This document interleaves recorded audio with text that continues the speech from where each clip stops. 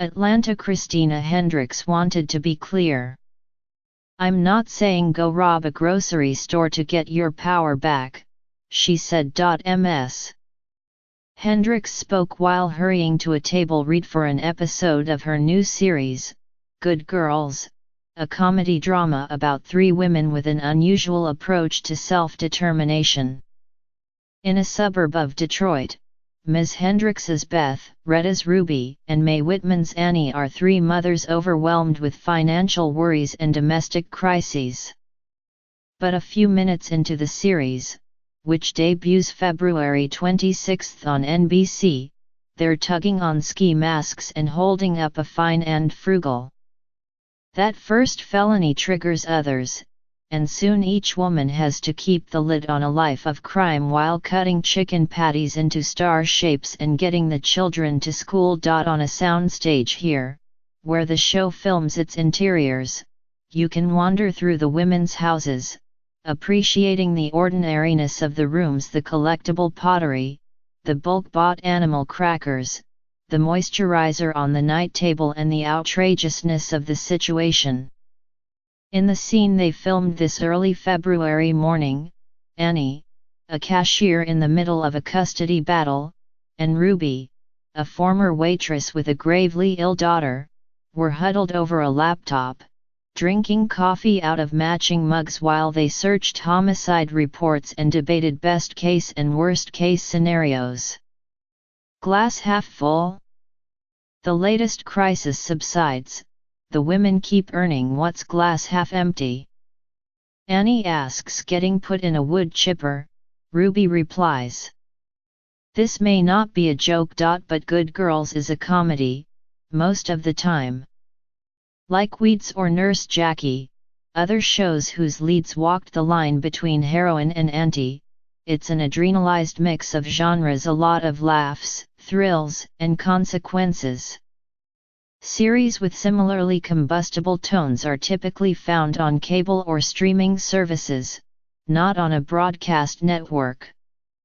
But that sensibility grabbed Jennifer Salka, the president of NBC, who was recently tapped to head Amazon Studios. "We love the show because it's distinctive, it has you on the edge of your seat," Ms. Salka said, speaking by telephone. "We would never dream in a million years of trying to do anything to push it to the middle. That's wise.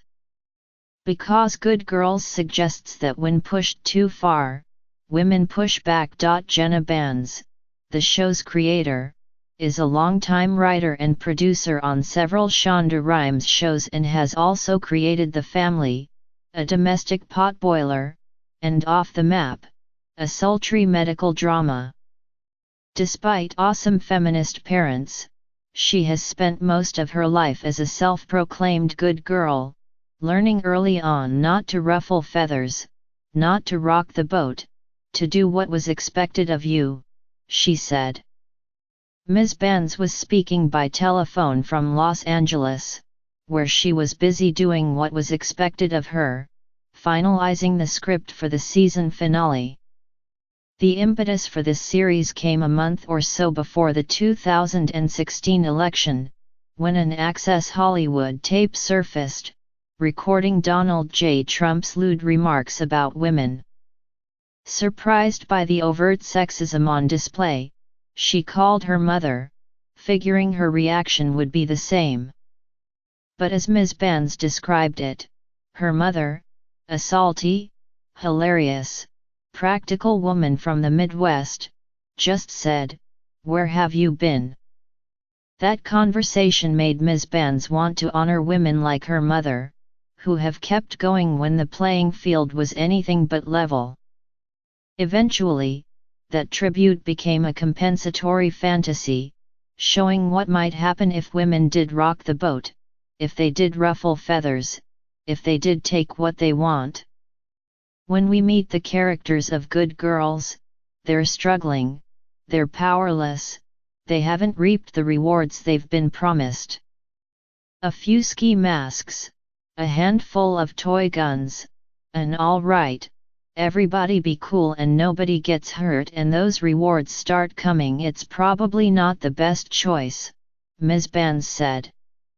It's not a responsible choice. It's certainly a bold choice to shove a climactic event like the heist into the pilot, rather than build up to it over many weeks, but Ms. Banns seemed unconcerned that viewers won't stick around. We're never really struggling for lack of a story, she said. Usually we're trying to prune story out of our episodes because they're too overstuffed. Good Girls has a punchier, more comedic feel than the Shondaverse of Scandal, Grey's Anatomy and Private Practice, series on which Ms. Banns worked, but shares some of those shows' DNA. As Ms. Banns said, Ms. Rhimes imbued in her a sense of risk-taking, of not keeping it safe, of pushing your characters to do things that scare them. Here, doing things that scare them allows these suburban moms to finally own their smarts, skills and mettle. As Ms. Hendricks's Beth says in the pilot, we have accomplished way harder than this. I once made 300 damn cupcakes in one night and they were both nut and gluten-free. So what's a little crime? The crimes on Good Girls might not stay little, but they will rarely push the women too far off their moral centers. Last fall, Mike Hale in the New York Times noted that if television seems finally to have entered the age of the anti-heroine, showrunners seem reluctant to create a heroine who freely practices evil and is, at least in dramatic terms, celebrated for it. It's a reluctance Good Girls shares and won't apologize for. We really want to protect their sense of right and wrong, Ms. Banns said. When they make what is a morally gray choice, they really struggle with it. Truly amoral women, like Claire Underwood of House of Cards or Cersei Lannister of Game of Thrones, probably don't get invited out for 2-for-1 margarita night, but as for the women of Good Girls, I really feel like they're my friends, Ms. Banns said. She wants viewers to feel the same way. So these women won't break bad. But they will definitely break not nice. And if they were on cable, Ms. Banns thinks they would probably swear a lot more, but she promises that this is the only compromise. Ms. Hendricks said she hopes that the show will encourage viewers to examine their own sense of right and wrong.